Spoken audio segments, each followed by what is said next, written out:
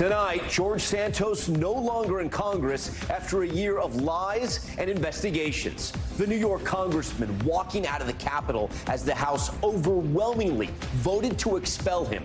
Santos' first year in office marred by revelations that he fabricated parts of his resume and his personal life. A scathing House ethics investigation also finding he used campaign funds to pay for his expensive lifestyle, including Botox and personal trips. But his problems not over yet. He still faces a 23-count federal indictment on wire fraud and money laundering.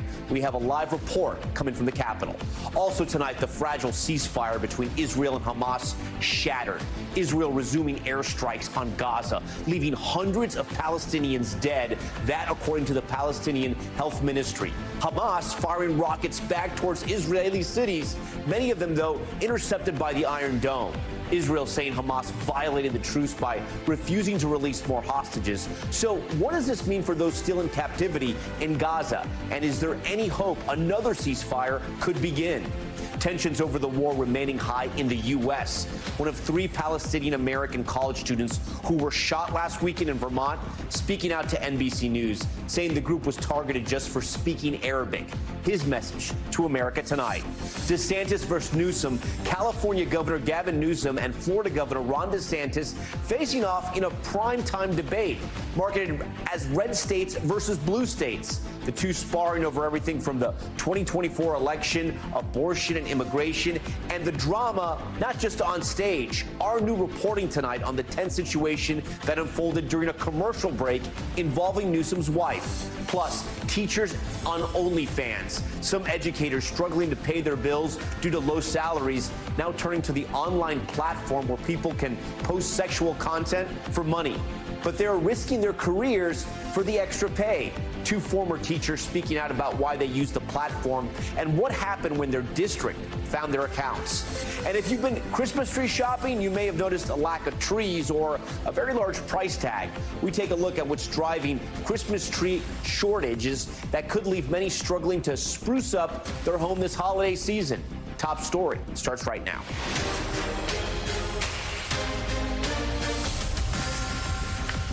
Good evening. There will be a new battle for a House seat in New York. George Santos' time in Congress coming to an end after less than a year.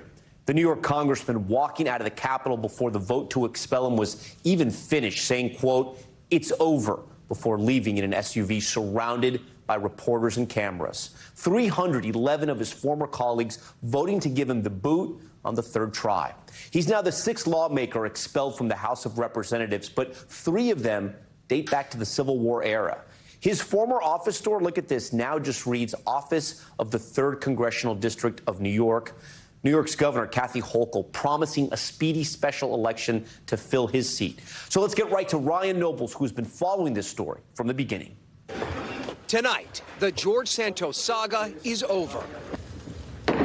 Within hours of his House colleagues voting to make him just the 6th member in history expelled from office, crews were changing the locks on his Washington office doors. The normally vocal Republican, who rarely shied away from the cameras, brushed by them as he left the Capitol for the last time. Congressman, what do you say to your constituents? Excuse me. You guys got to get out of my way. 311 members voted to remove Santos, 105 of them Republicans, going against party leadership. House Speaker Mike Johnson and the other top 3 members of the GOP conference voted to let him stay. There were concerns about their narrow majority and the precedent now set. I didn't make the vote to expel him. This starts us on a bad path, in my opinion. But even right before the vote, new allegations against Santos were coming in. GOP Congressman Max Miller wrote a letter to his colleagues accusing Santos of illegally charging thousands of dollars to his and his mother's credit cards. Miller writing, "We have spent tens of thousands of dollars in legal fees in the resulting follow-up."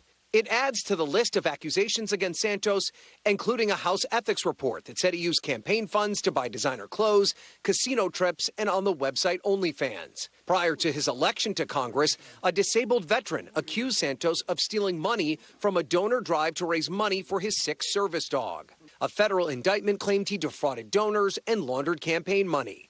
Santos has pleaded not guilty to all the charges, but the constant controversy surrounding him proved to be too much for most members. I mean, he stole from his donors. He lied about his whole biography. And there has to be accountability. We got to have a higher standard. Back in Santos's district on Long Island, most of his now former constituents are ready to move on. I think he should have been gone a long time ago. He got what he deserved. He got what he asked for. It's as simple as that. He tried to push the envelope, and he went right out the window. New York's governor posting today that within 10 days, she'll set the date of the special election to replace Santos. All right, with that, Ryan joins us now live outside Capitol Hill. Ryan, let's start right there where you left off. Any idea when this election would take place, this special election? Well, by law, Tom, Kathy Hochul, the governor of New York, has to set a date within the next 10 days, and that date will have to be within the next 70 to 90 days. So probably within the next 3 months, we'll see some sort of a special election. They do like to give both parties the opportunity to field candidates and run a campaign, but probably by springtime, there'll be someone sitting in that seat in the 3rd Congressional District. All right, and Ryan, I want to go back to something else you had in your story there about Congressman Max Miller. I hadn't heard about this. What is the story there with his credit card and his mother's credit card allegedly being used by Santos?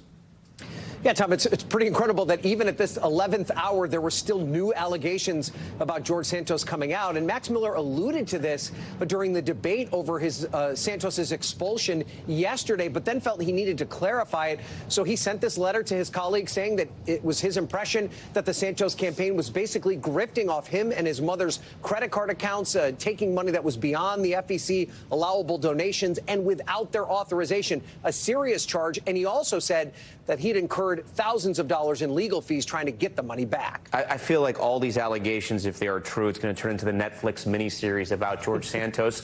More important matters now, how does this affect the balance of power? Well, this is very significant, Tom. Republicans now only have a 3-seat majority, but it's a bigger problem for them than just this short-term issue of the 3rd Congressional District. There's also the possibility that 2 other members, including the former House Speaker Kevin McCarthy, may leave his seat. If that happens, they'll only have a 1-seat majority, Tom. All right, Ryan Nobles, we appreciate all your reporting over this last year on this topic. We move overseas now to the new attacks in the Israeli-Hamas war, both sides blaming each other for the collapse of the ceasefire that allowed more than 100 hostages to go free. And the new report, did Israel know about Hamas's terror plans for more than a year? NBC's chief foreign correspondent Richard Engel has the late details. The war in Gaza is back in full force, with Hamas firing rockets tonight into Israel and the Israeli military carrying out at least 200 strikes, many in southern Gaza, where the Hamas-run health ministry says around 200 Palestinians were killed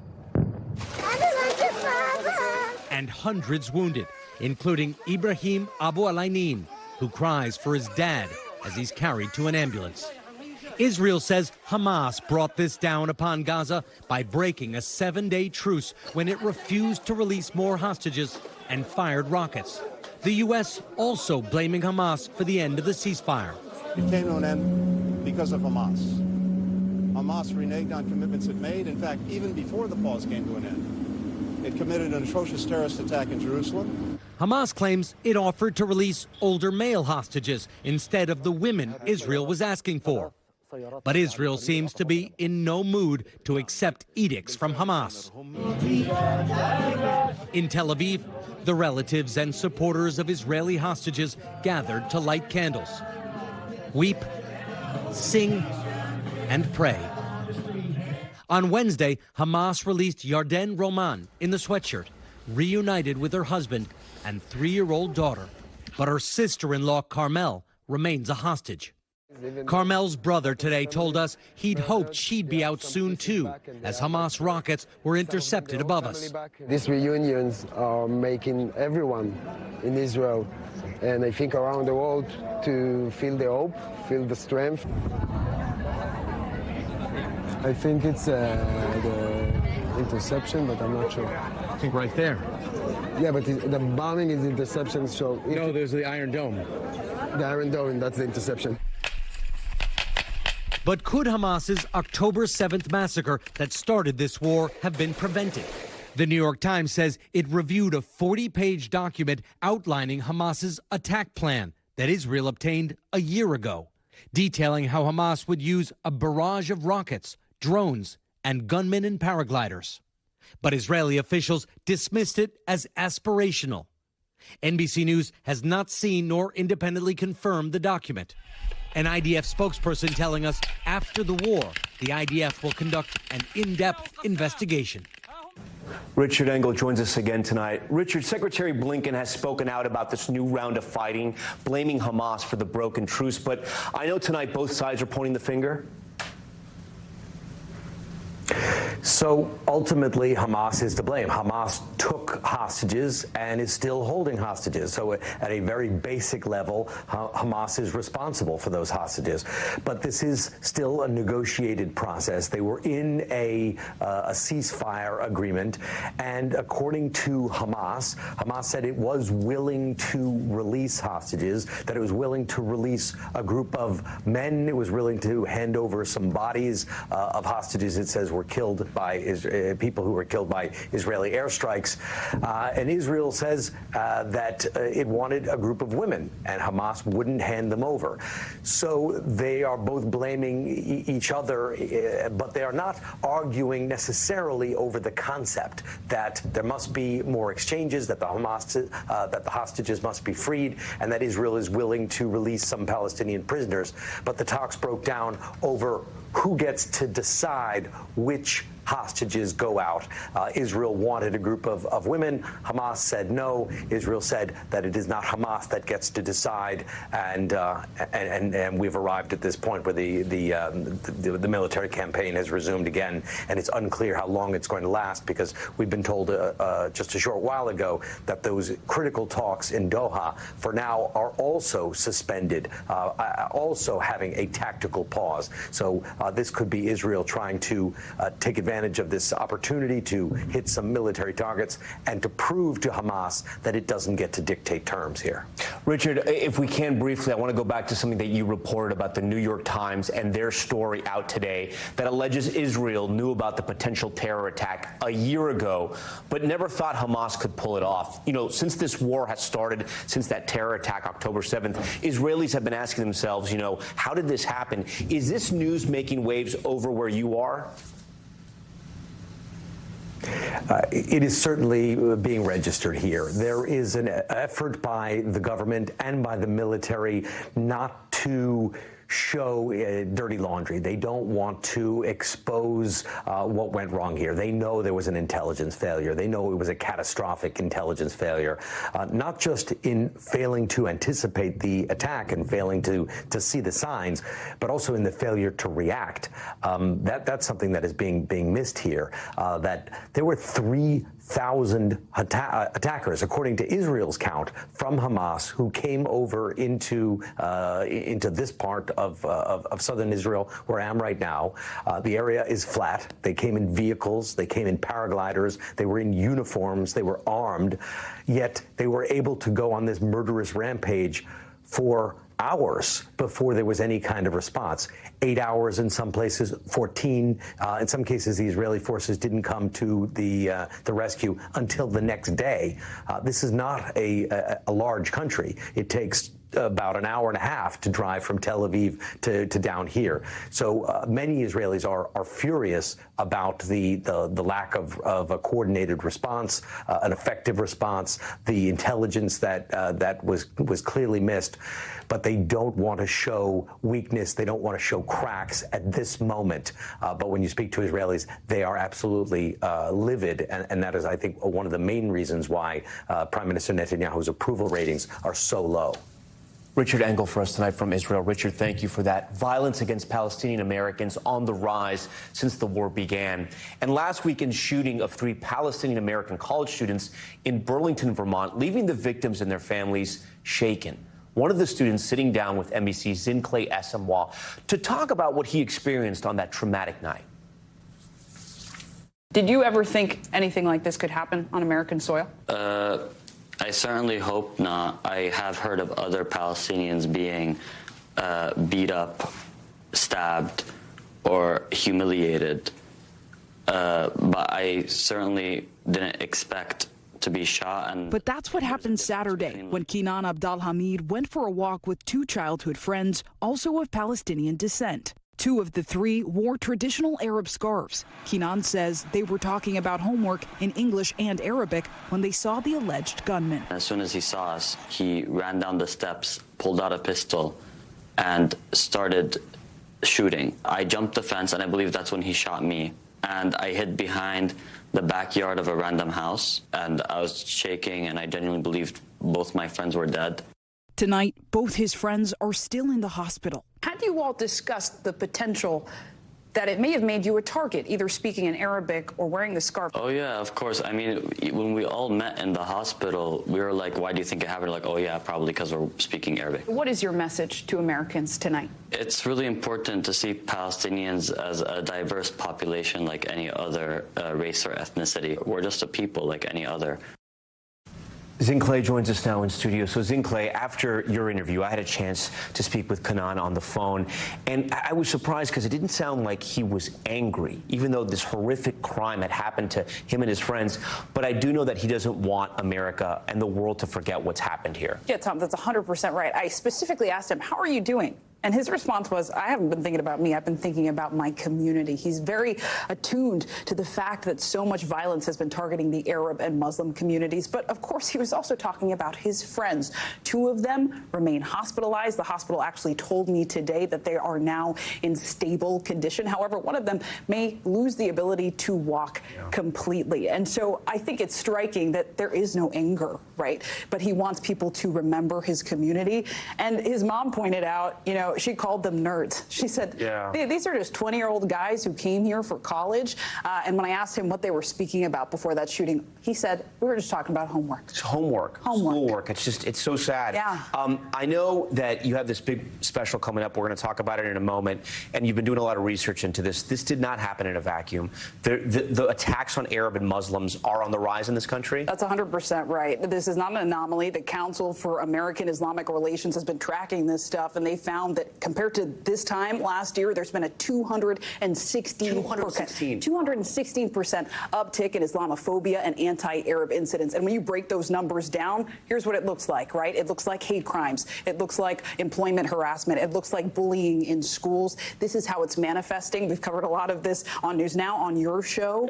But it's also having some tangible political effects, right? We've heard from Arab Americans saying they don't feel like the Biden administration is representing them anymore, even though they backed him in 2020. Now, the Biden administration just last month announced the first of its kind task force and strategy to counter Islamophobia. Some experts you'll hear from tonight in the special say that's not enough. Others say it's a good start. But clearly a lot of nuance in this conversation, Tom. All right, Zing Clay Asamoah, so great to have you on Top Story tonight. And you can hear much more of the interview in an NBC News Now special hosted by Zing Clay.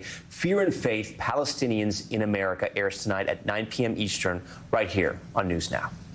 All right, now to power and politics and the latest on that marquee debate last night between Florida Governor Ron DeSantis and California Governor Gavin Newsom.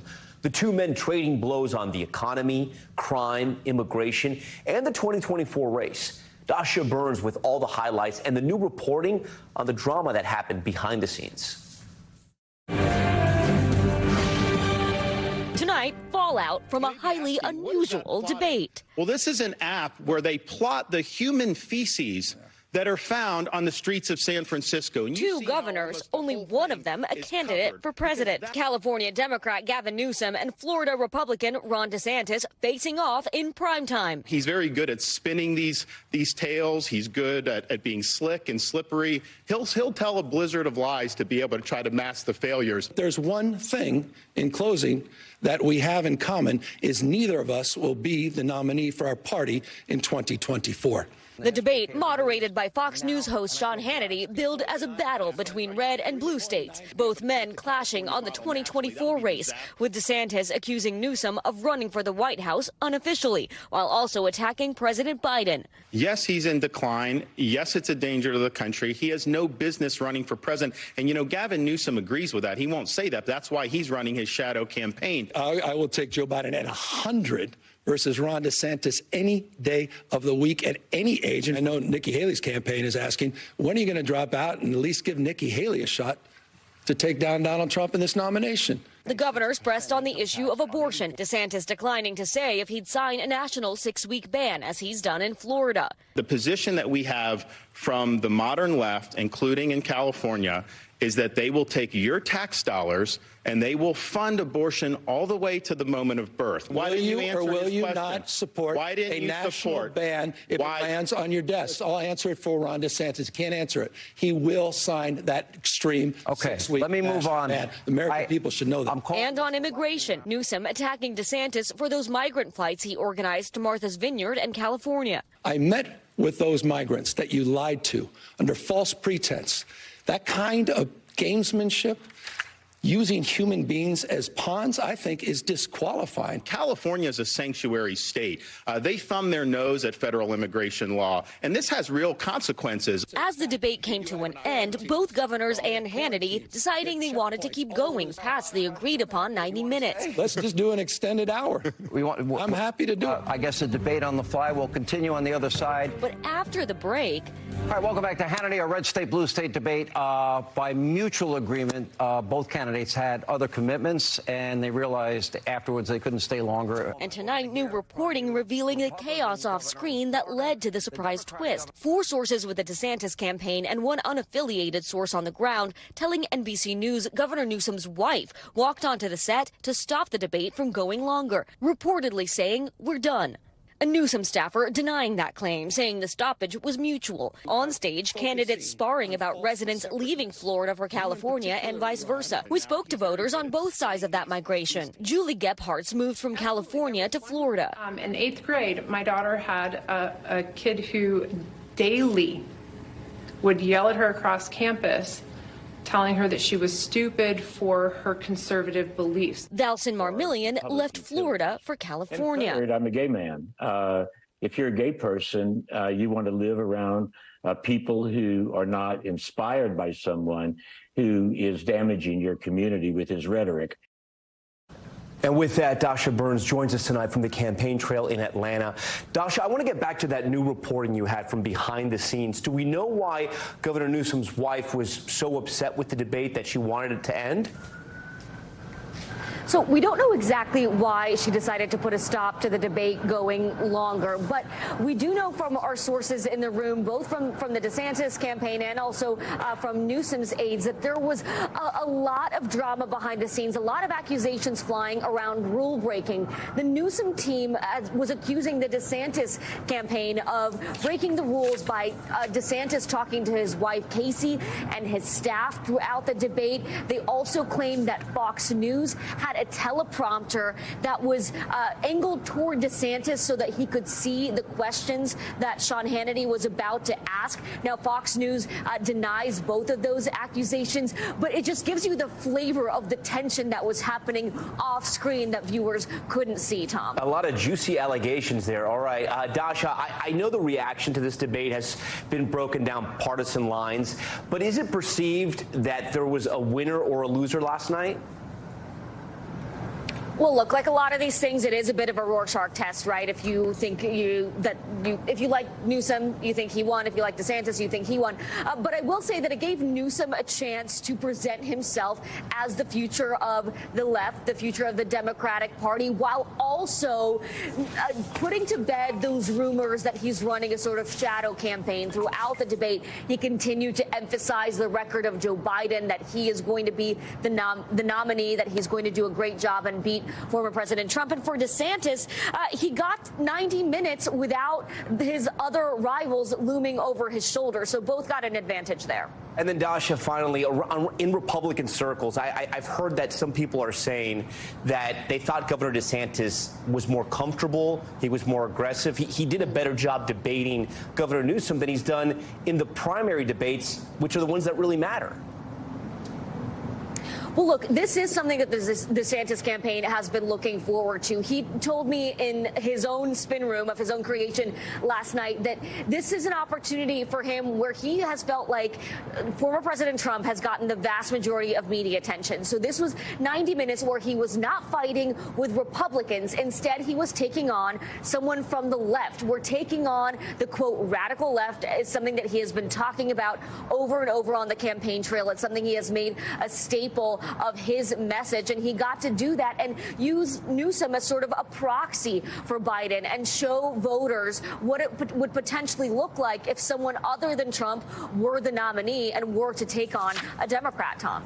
Dasha Burns from the campaign trail for us. Dasha, thank you. Still ahead, new details in the prison stabbing of Derek Chauvin, the former Minneapolis police officer who murdered George Floyd, stabbed 22 times by another inmate.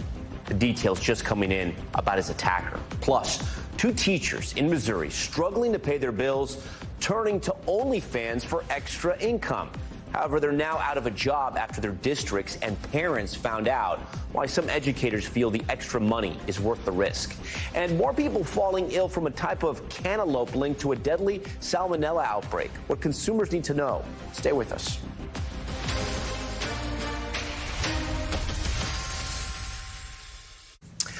All right, we're back now with some alarming health news. An Ohio county reporting an outbreak of pneumonia among children, including mycoplasma pneumonia cases, the illness driving recent pediatric outbreaks in Denmark and China.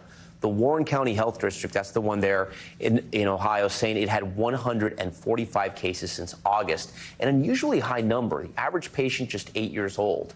So for more on this outbreak and what can be done to keep kids healthy this winter, Dr. Susanna Hill joins me now. She's an assistant professor and pediatric surgeon at Columbia University. Doctor, thanks so much for joining us on Friday night. We were just talking before we started here. You said usually this time of year you see cases go up. What about what we're seeing there in Ohio and in Denmark and China? Is this raising alarms with doctors like yourself? Yeah, Tom, I think the bottom line here is there's no need really for alarm. I think we're seeing for sure increased cases and an uptick, but this can be seasonal variation. The CDC is looking into all of these outbreaks that are happening. They're seeing the normal, regular viruses and bacteria that typically cause infection. There's nothing new or unusual that's causing these diseases. So really, it's something that we expect every season, every few seasons, just a convergence of viruses and an increased number of cases.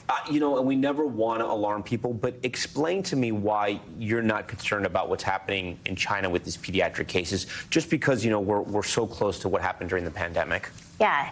Well, if you look back to what happened here when we lifted our pandemic restrictions, we saw a significant sudden increase of pediatric illness, all kinds of viruses that weren't necessarily new or different, but they were the viruses that normally circulate, that kids were getting all at once.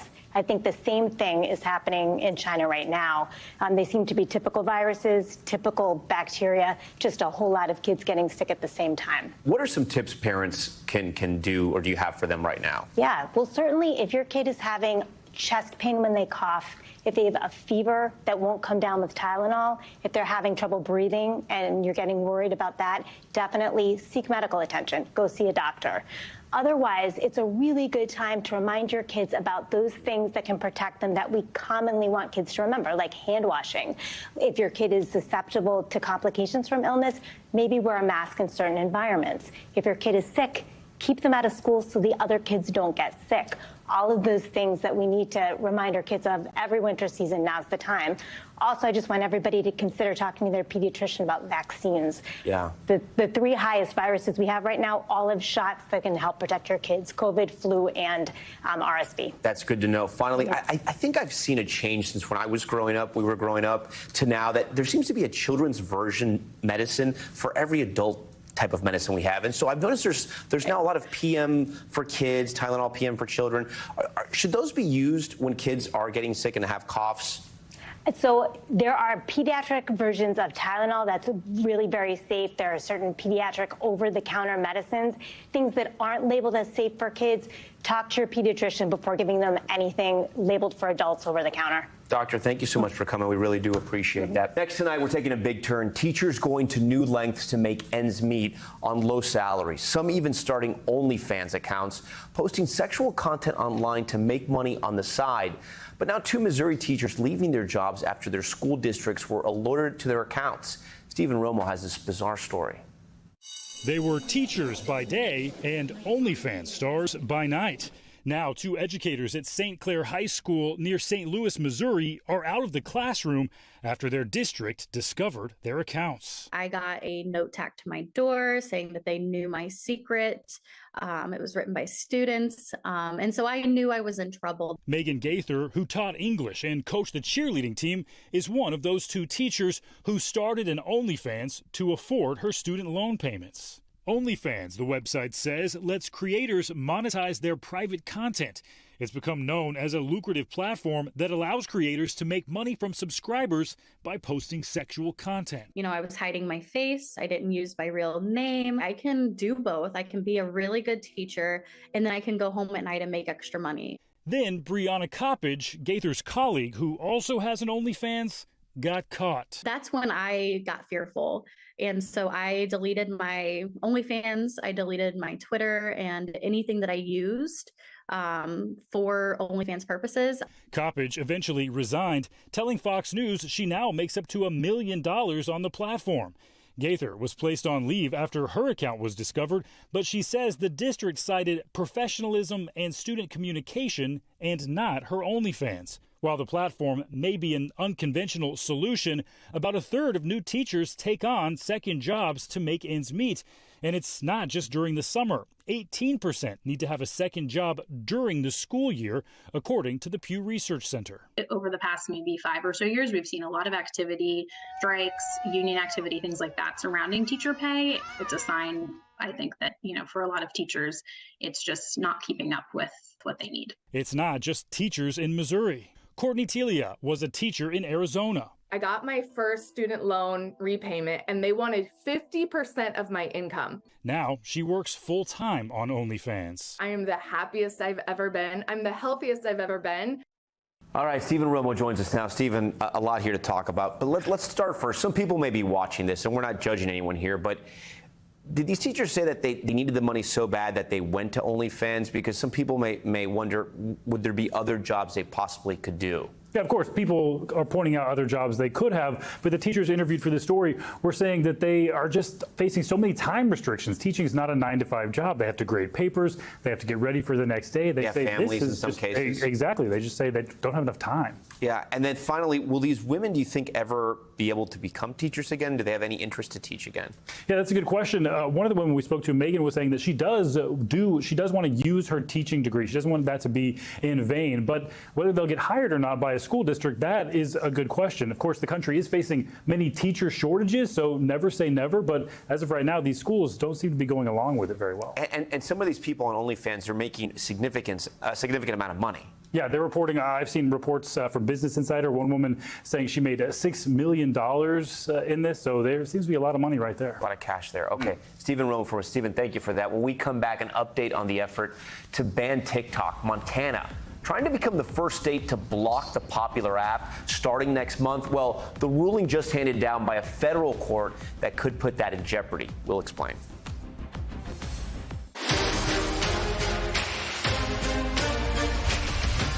All right, back now with Top Stories newsfeed. We begin with an update in the stabbing of former Minneapolis police officer Derek Chauvin inside an Arizona federal prison.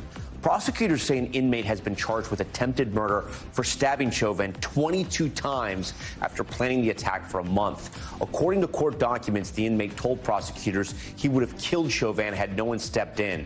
Authorities say Chauvin was seriously hurt in the attack. He's serving a 22.5-year sentence for the murder of George Floyd back in 2020. A consumer alert tonight. In just the past week, 18 more people have been sick in an ongoing salmonella outbreak linked to cantaloupe.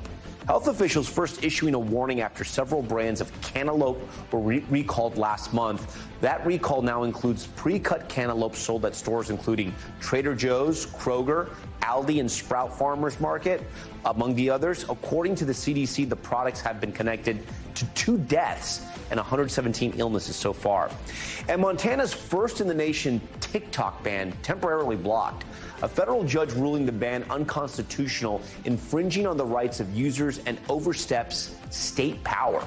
The law was passed back in April and was set to take effect on January 1st. Supporters of the ban citing privacy concerns with the Chinese-owned app, the Montana Attorney General's office vowing to continue to defend the law. Okay, next tonight, tributes from around the world and the country pouring in after the death of Sandra Day O'Connor, the first woman to become a U.S. Supreme Court justice.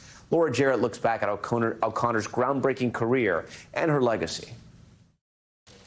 Remembered tonight as a pioneer, tributes for U.S. Supreme Court Justice Sandra Day O'Connor, including Chief Justice John Roberts, saying she blazed a historic trail as our nation's first female justice. She met that challenge with undaunted determination, indisputable ability, and engaging candor.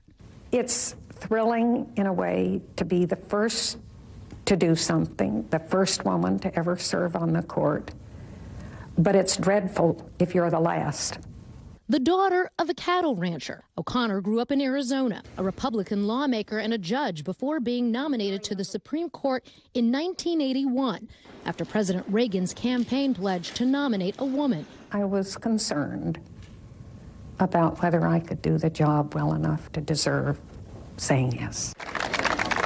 Confirmed unanimously by the Senate, she served on the court for 24 years, holding a pivotal swing vote. It really was the O'Connor court for more than a decade because she often cast the deciding vote on the most contentious cases. Sometimes she sided with conservatives, as she did in 2000, settling the presidential election in Bush v. Gore. Other times she was with the liberals, writing the landmark decision on using race in college admissions, one that was largely gutted just last term. The very heart of this country is equality of opportunity and respect for all individuals. As a moderate, she searched for consensus on a bitterly divided court, particularly on abortion rights, joining a decision reaffirming Roe v. Wade in 1992, while later upholding state restrictions on abortion. The first woman on the court, also the first mother. She had 3 boys with her husband, John, whom she left the court to care for in 2006 when he was diagnosed with Alzheimer's. Later, she too was diagnosed with the disease. She also battled cancer, reflecting at one point on what that fight taught her. I think I learned from it to appreciate and treasure each day because you don't know how many you'll be given. So make those that you have count. Sandra Day O'Connor was 93.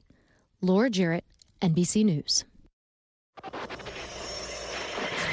Now to top stories, Global Watch, and a look at the top headlines around the world. We begin with a helicopter crashing onto the middle of a highway in Madrid, Spain. The aircraft, which held 2 passengers, hitting 1 car on its way down. Dozens of emergency officers working to secure that area as the mangled helicopter lays on its side in the middle of traffic. Both passengers on board and a driver of the car were injured. This cause of the crash is still under investigation. A violent brawl breaking out between Polish soccer fans and police at a match in England. Look at this cell phone video. Shows people throwing flares at officers who were preventing them from entering the stadium. The unrest starting after the number of tickets allocated for the away team was reduced to 1,000 at the Europa Conference League game between Birmingham's Aston Villa and Legia Warsaw. Authorities arresting 46 people and reporting 4 officers were injured. And Italian authorities discovering a forgotten Botticelli painting after more than 50 years. Officials recovering the lost artwork in poor condition at a Naples family home on Wednesday. Here it is. It dates back to the 15th century. Experts say it could be worth, get this, 100 million euros. Sandro Botticelli is famed for his other paintings, including The Birth of Venus, which you just saw there, and Primavera. Coming up next, if you haven't gotten your Christmas tree just yet, you may want to run out this weekend, maybe even right now. Tree farms and lots across the country are facing a shortage that's pushing up prices sky high. The tips you need to know right now if you're looking to score the perfect tree. Stay with us. We're back now with a great look at the Rockefeller Center Christmas tree. All lit up and the countdown to Christmas is on. But as families are heading out to get their trees, many finding sky-high prices and few options to choose from. Maura Barrett spent the day with the Christmas tree seller to see firsthand what's behind this holiday shortage. This was our 8 to 9 foot area over here. And they're all empty. For 35 years, Ivy Speck has been spreading Christmas cheer, shipping in Christmas trees from a farm in North Carolina and selling them to the people of Chicago. Those are all trees. But this year, the tall trees her customers love didn't show up. We order a couple thousand, and this year we were shorted probably 500 of those. 9 to 10 footers don't even exist anymore. 8 to 9s are where we got shorted. We never got any 9 to 10s. Couldn't even order them this year. Most Americans' trees come from Oregon, North Carolina, Michigan, Pennsylvania, Wisconsin, and Washington. But retailers like Ivy all across the country have faced a short supply the last several years. People definitely want to cut their own tree, but we just can't grow them fast enough. We open them up for the first weekend, and then pretty much by the end of that first weekend, we're closed. Why is there such a tight supply this year? The tight supply actually goes all the way back to 2008 and the recession. There was an oversupply of trees and growers were having a hard time selling them. And because of that, they didn't plant back as many trees. This tree is about 7 feet tall, and that takes about 15 years to grow. So it was likely planted right around the time of the 2008 recession. Here, they sell for $200. That's double the national average of about $80 to $100 a tree. Sellers had to adjust for an increase in pricing due to inflation. Nearly 7 in 10 growers say it's costing them 10% more to sell their trees this year. They're a little bit more expensive, but with fuel costs and things like that, that's to be expected. Trees in the past 5 years have went up, right, like doubled from the past. So, and we just have to bring that along over to the consumer. And with less trees to choose from, Ivy says customers looking for the perfect one aren't happy. Very upset, don't understand. They're walking out. So you've been losing customers because you don't have enough trees. Exactly, a lot of customers, and we're upset about that. Even so, this year there's extra excitement for live trees over artificial, which are often cheaper. The whole smell of the live tree in the house, it's unlike anything else. It's just Christmas. 20% of people surveyed are planning to buy a real Christmas tree for the first time. Experts say it's largely millennials like me, excited to decorate for the holiday. Totally get that, as you can see with my tree already up. Or young families looking to start new traditions with any tree, whether it's big or small. Merry Christmas. Thank you. See you. And tonight, Maura joins us from Ivy's Christmas Trees. Maura, we know that you got to get out there this weekend if you haven't already for the best selection. Any other tips for shoppers? Well, Tom, in cities, some lots like these actually take online reservations ahead of time so you can guarantee the tree size that you're looking for. Or if you're one of those lucky Americans that lives near a national forest, you can actually get a permit for just $5 to go and cut down a tree on your own. So if you're looking for cost savings and an adventure, that's a good option, too. And you just got to make sure there's no birds or squirrels in that tree once you chop it down. But that does sound like fun. Maura Barrett, thank you so much for that. And hopefully people are going to go out and get their trees. That does it for us. We thank you so much for watching Top Story tonight. I'm Tom Llamas in New York. Stay right there. More news on the way. Thanks for watching. Stay updated about breaking news and top stories on the NBC News app or follow us on social media.